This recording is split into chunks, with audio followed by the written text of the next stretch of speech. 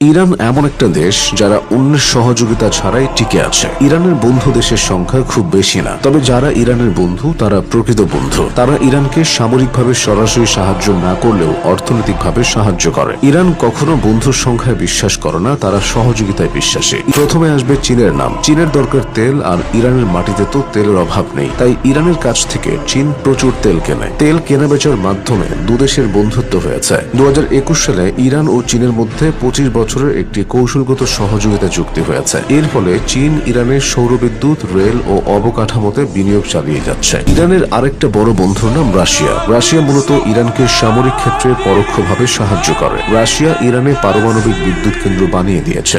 Iran তুরস্ক সম্পর্ক বেশ ভালো। দুদেশের বার্ষিক বাণিজ্য প্রায় $10 বিলিয়ন।